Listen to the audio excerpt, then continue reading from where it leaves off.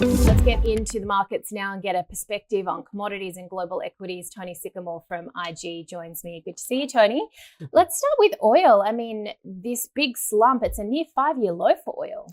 It is. It's poked below year-to-date lows overnight, and it doesn't look like it wants to bounce at this point of time. But having said that, we've spoken about the importance of this support around $55. It's gone below by 10 cents or something. That's not, to me, a sustained break. And I think what we're looking at here is you probably don't want to be shorting crude oil at this point of time. You're coming in, you'd be selling right in this resistance zone, which support zone, which you can see there on the chart, the yellow line. But if it were to see a sustained break below there, I'm guessing below 54.50-ish to really confirm that it has broken lower, then yeah, look, it can trade down towards $50. But right here, right now, we're at, as you mentioned, the lowest levels since 2021. This is a dangerous place to be initiating shorts. So for me, you're waiting for the break to be confirmed, or you could see a rebound. I mean, we've still got a situation where there's instability in Venezuela with regards to Trump, etc. And you still have ongoing attacks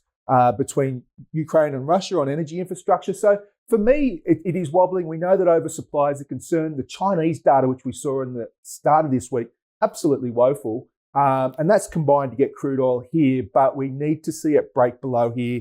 And then $50 probably becomes the next level. That's psychological support. Yeah, wow. Okay, well, we know we have a lot of energy players. The energy sector, the biggest lag on our market today. What are you seeing in terms of technicals for the ASX 200? Well, the ASX 200, I mean, we're running out of time now. We're the last full week before Christmas, and we started across the Asian region very softly yesterday. It extended into Europe, and that to me isn't typically what we'd see at this time of the year. Having said that, we're not out of time yet. We've still got a full week of trading left to go.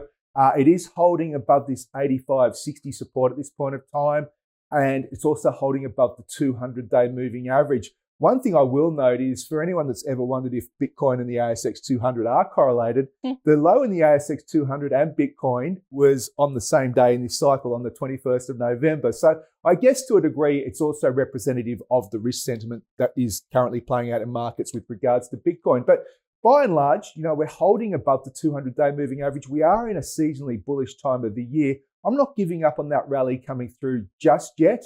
But if it was to slide through the 200-day moving average, then maybe it's a story for 2026. All right. Well, that's a nice correlation then into Bitcoin. What are we seeing with Bitcoin at the moment?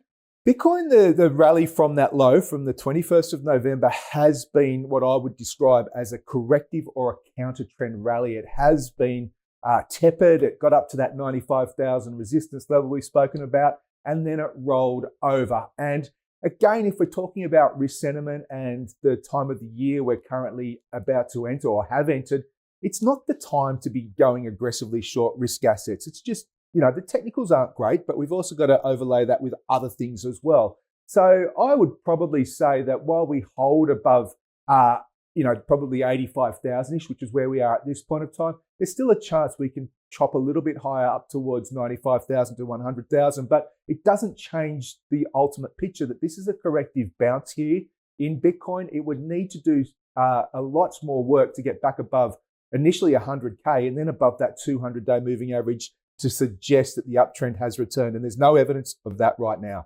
Speaking of work to do, someone I know is going to the US. How much does the Aussie dollar need to move higher? Well, for that lucky person, 70 cents is probably the right number. And to be honest, when I look at that rally, it rallied over 4.1% from that low we saw down there at 64.19. We've had 4 lower closes since it hit that 66.85 high. It looks like the pullback that we have seen for the past 4 sessions is a correction. And that for me may be a little bit more of a bullish view, given that, as we mentioned, heading to the US. But I like that it's holding this support around 66.20. And while it holds above 66.20, I think there's a good chance that it can retest that September high coming in around 67.06.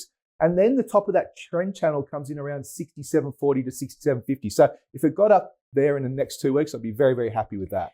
Yeah, and obviously, of course, with it looking like we're going to have rates on hold for some time and the Fed potentially cutting again, that does give some support. Let's have a look at US stocks. The Nasdaq was about the only global market that moved higher overnight. It's an interesting situation. Again, the technicals aren't particularly bullish at this point of time. We've got the Nasdaq actually finishing about 2% lower last week, while the Dow finished up 1%. So what we're seeing is what's called intra-market divergence at a new high, or it can also occur at a new low. So Dow making new highs, Nasdaq's failed to do it. And quite often this will happen when markets are topping or turning. So again, the technicals for me have me a little bit cautious about being too aggressively bullish into this time of the year. By the same token, I wouldn't be short, but look, some signs there of stabilization overnight. If we can get back above that record high we saw, 26,200 area, then you would probably say we've set the platform for a run higher into 2026. Until then, allow for this pullback just to play out a little bit further.